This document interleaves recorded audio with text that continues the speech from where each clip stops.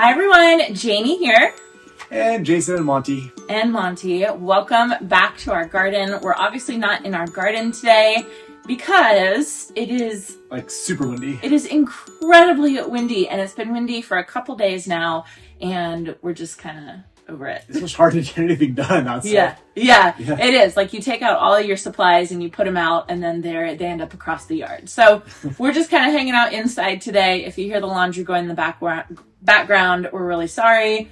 But we thought it would be a good day to do a question and answer video. These are kind of fun just to kind of keep everybody updated with questions that are in the comments section. And Jason picked out some comments and questions. Yes. You're really good at that. Okay, so let's get started. I have my list here from Jason. So the first one is from Francis, and Francis says, Janie, are you going to get more chickens? You need at least 4 more so you can grow together. Francis, I don't think this is the question for me. I think this is the question for Jason. Because I would love 4 more chickens. Yeah, we should get more chickens. We should get more chickens. Yeah. 2 isn't quite right. I mean, it just doesn't, they need more friends. Yeah. So more silkies or other ones? I hadn't thought about that. Yeah.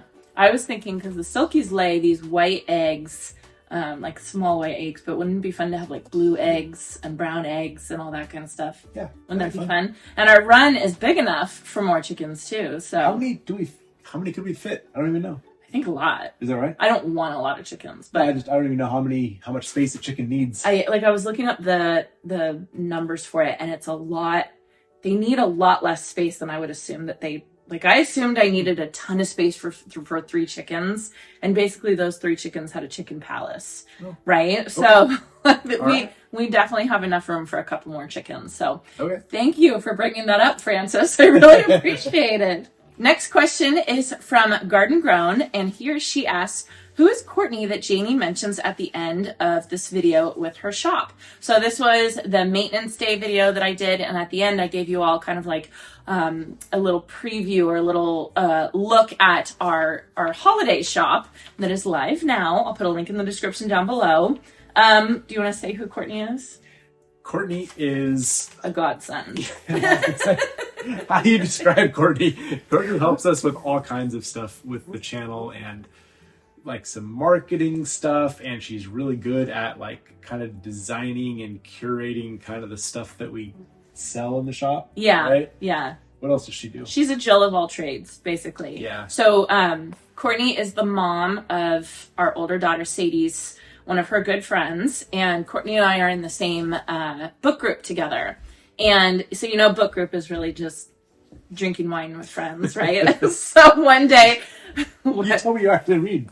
Sure, yeah, I do. So one book group, Courtney was talking to another person about their marketing strategies on Instagram and stuff like that, because Courtney has a background in marketing, and I was just listening, right? And I thought, I want this girl to work for me. And so we brought her on, and then kind of just never looked back. So she kind of just helps out with a whole bunch of behind the scenes stuff,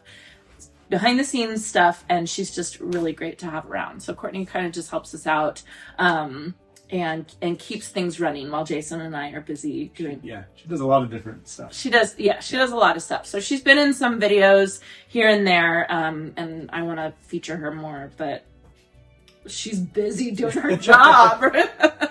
Okay, so next question is from Melanie. Melanie asks, Janie, what happened to your barn cats?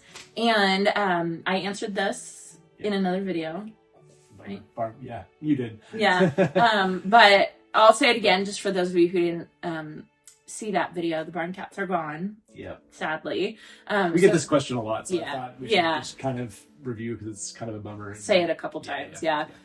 So we rescued these cutest barn cats from a really bad situation, and we had them here, and we kind of let them roam free, and one of them was really skittish, Crookshanks, and he kind of took off pretty quickly, like after a couple weeks. Yeah. And then another one, Brian, was so sweet, so incredibly sweet, and would like code with me in the office and everything like that, and then he would kind of disappear for 2 days and then come back, and then disappear for 3 days and then come back, and then slowly he just didn't come back. And I truly think that he went to one of our neighbors, and our neighbors fell in love with him and ended up keeping him. I truly think there's so many neighbors with barns around here, and animals and so on. So yeah.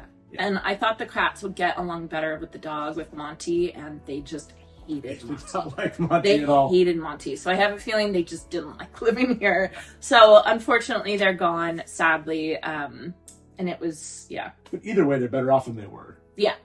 So even if they didn't stick around here, I think they're okay. That's what we keep telling ourselves.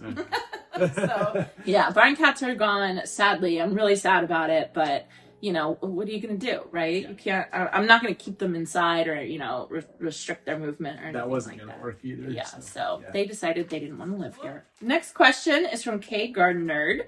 She says, when did you get your Costco bulbs in? I've been scoping mine out since the end of September / beginning of October, and they still don't have them.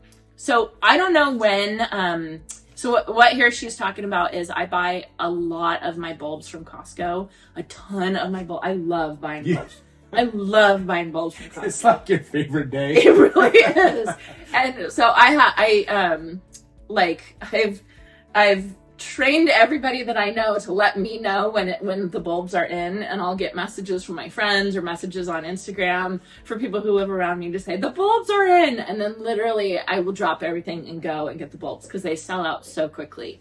So a couple of things, your Costco might have already sold out of bulbs.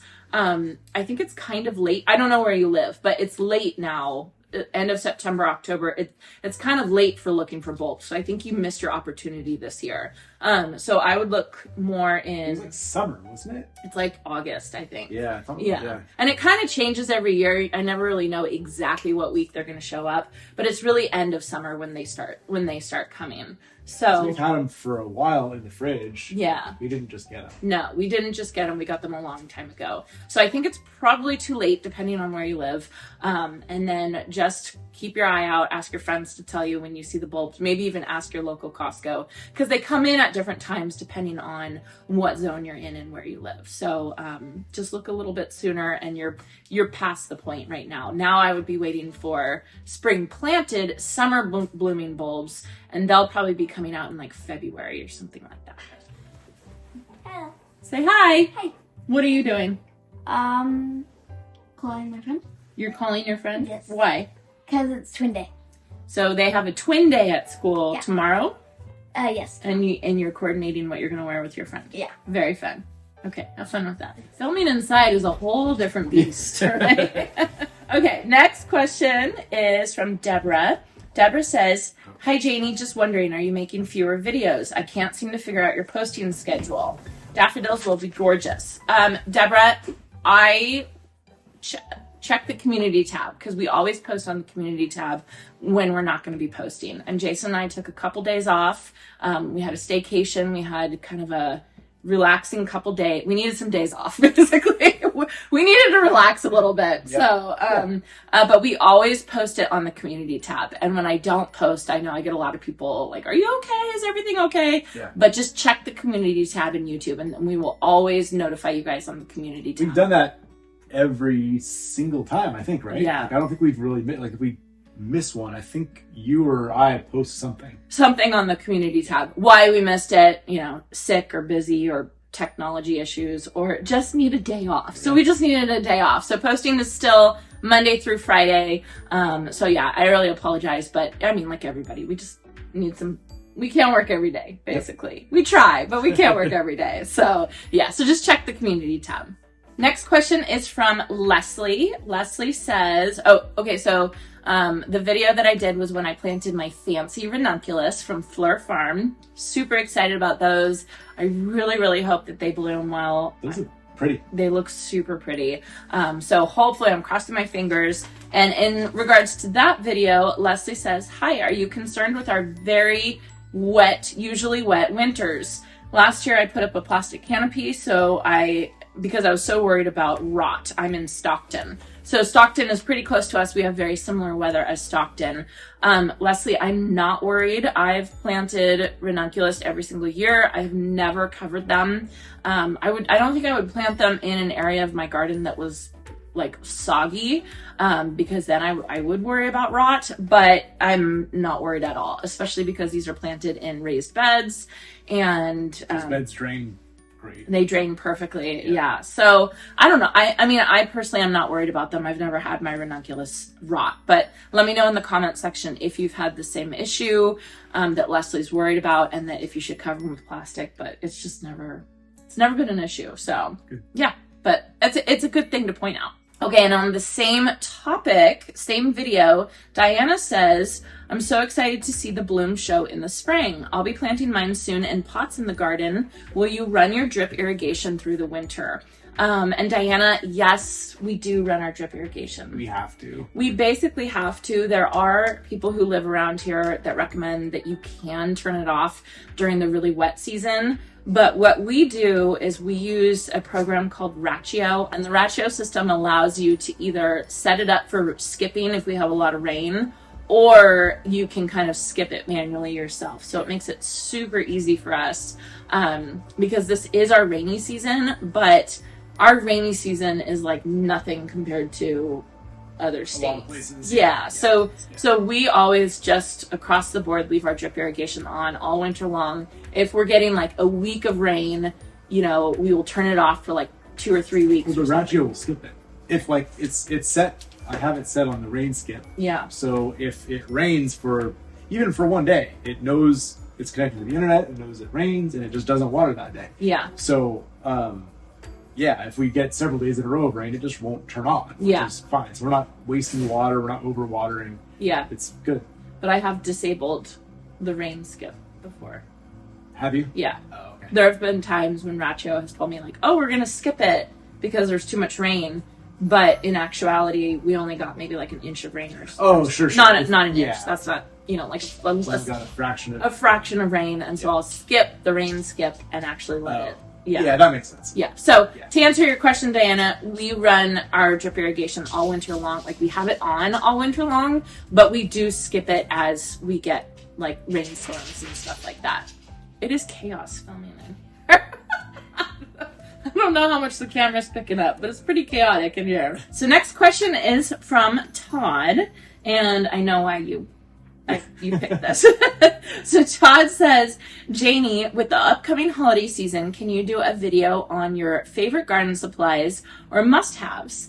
Funny you should ask, Todd. Yeah. Actually, so he posted this comment 9 days ago on my vermicomposting video, and I saw it when you posted it, Todd, and I thought, yeah, that's a great idea. So yeah, I'll do a video. I like doing, gift guide videos or something like that. So I'll definitely do something like that. But after I saw your comment, Todd, I was like, ooh, what would be really fun is to do a video on like my garden wish list. Like not things that I have, things that I don't have, but things that I really want. Yeah. Wink, wink. Nudge, nudge. I like that idea. So yes, I'll be working on that. Hopefully they should come out either end of this month or beginning of December. So that's a great idea. Thank you. Okay, so the last question we have for you today for the Q&A is from Kim. Kim asks, are you going to be doing your pool someday that Michael Glassman suggested, or keeping the greenhouse and crepe myrtles? Isn't the new maple and myrtles going to block your view of the neighbor's barn that you love? Love all that you're doing. Thank you, Kim. So Michael Glassman is my good friend who's a landscape designer, and he actually came last year and he made this whole design for this property that we absolutely loved. It's amazing. Beautiful. It's very expensive. Yeah. But it was like, that was kind of the point of it though, right? Is to do like a head to toe. No, the point of it was to do budget. No. But Michael Glassman is a very fancy landscape designer, which I don't know. I don't know very many landscape designers, but basically the designs that he had, we got quotes and stuff like that, and we realized very quickly that we couldn't afford a lot of them. Yeah. Right. So we can't afford it either at all, or at least right now. Yeah. Yeah. So the pool idea was supposed to go where the greenhouse is right now, right? But it's just cost-wise, it's not going to work. The greenhouse was much less expensive and functional for us. Well, the greenhouse was free. That too. Thank you, Canopia. Yeah. That too. And so But we did do all the foundation work and all that kind of stuff, which still cost a lot of money, you know? It did, but it wasn't nearly as much as, a pool would be. Or the greenhouse. Yeah. So basically it came down to, we couldn't afford it, and we probably won't be able to afford it in the foreseeable future. Right. Right? So the greenhouse uses the space in the meantime. Yeah. And it's very functional, and someday in the distant future, if we decide to do something like that, then we could move the greenhouse. We could get a new greenhouse if we had to. I don't know. We could change it if we have to. Yeah. Or if we really want to, or if we have the money to do it. Nothing's permanent. No, exactly. I mean, even trees are not permanent. Yeah. Which took me a long time to register that trees are not permanent, right? But my friend Claudia, she just made, you can move a tree. Yeah. You can dig up a tree and you can move it. So in response to the second part of your question, that aren't the crepe myrtles going to block the view of the barn? No, because those crepe myrtles only get about 10 feet tall. So no, it's not going to block it at all. I think it's actually going to be really pretty and kind of framing the view. The barn is going to come up and over those. Yeah. And then the October Glory maple, I mean, that might block the view if you're standing behind it, but worth it. But not, it's kind of off to the side too. So from the house or from, it won't block much. Yeah. And a lot of what we're doing with our property is fluid, right? I don't want to leave a spot open and blank for 10 years because we can't afford something, I'm going to put something in there. And it's like you said with Claudia, when I never think of things like that either. I'm always we got to plan it and do it, and then it's permanent. Yeah. And stuff just isn't. No, it's not. I mean, you've done that with just plants and shrubs, and if you don't like it there, you just move it. Yeah. And we've just kind of extended that theory to even a tree. You can dig a tree up and move it if you have to, unless it's giant. Yeah. But so I learned something really interesting when I went to Isley Nursery, the same trip that I went to see Claudia. So Isley Nursery is this incredible nursery in Oregon that grows a lot of conifers. And conifers, I didn't realize this, but conifers will continue growing throughout their whole life cycle. I mean, their whole lifespan. They will just keep growing. And so when a conifer is listed as a certain height and width, it's just the 10-year-old conifer, what it's going to be height and width at 10 years, basically. Because in 50 years, it's just going to keep growing. And so a lot of people don't plant certain conifers because they think, it's going to be so big. They get so big. Well, the answer for Isley is, no, you just take it out and you start over again, right? You just trash that tree and start over again, which I know sounds crazy, but when you think about it, you're missing out on that beautiful conifer being in your garden because you're afraid of how big it's going to be 20 years down the line, right? Just take it out. If it outgrows the space, you just remove it. Remove it and put a new one in, right? And when they told me that, I was like, that makes perfect sense, right? And so, it is, money and all that kind of stuff. But it's money over 20 years. Over 10 or 20 years. Right. It's not a couple $100 over 10 or 20 years, and then you get to enjoy that beautiful thing. So that's kind of how I'm approaching the things that I'm choosing for my property, is that if it does get too big and really blocks a view or something like that, prune it, take it out, start over, right? Nothing's permanent, and we're not renovating this property for what it's going to look like in 20 years. We're renovating this property for what it's going to look like now, and then over the next couple of years now, and then it's going to be fluid after that, basically. But that is a really good question. I appreciate it. Hopefully one day we'll be able to get a pool, but I don't see it. Yeah. I don't see it in our future, but you never know. Yeah. So anyway, but thank you. So sorry about the indoor video today. It was just, it is just so windy. It's supposed to die down tomorrow. So I have a fun project planned for tomorrow. So hopefully it'll get better and we'll get outside. Yeah, it's been a while. It's been a couple days now. It feels weird to not be outside a couple days in a row. I was outside yesterday. Were you? The maintenance stuff. Oh, that's right. Yeah, you were outside. Oh, before it got bad, you were outside. That's right. Yeah. The wind, I guess it's just that time of year when it gets really, really windy. Yeah. It happens. Yeah. So anyway, I hope you all enjoyed this, and I hope you all have a chance to get in your garden today. Hi everyone, Janey here. This is going to go really well. It's fly season, so if you see flies flying around. It's really Is it annoying. really? I can't even It's tell. like flying around your head. Oh. Do you want to come say hi, Shay? Come say hi! Everybody, this is Shay. You have to scoot way over to make sure you're in the shot, and you have to scoot over more too. Hi. Okay. Okay, everybody. We have Shay here and Monty here. Monty, get off. Off.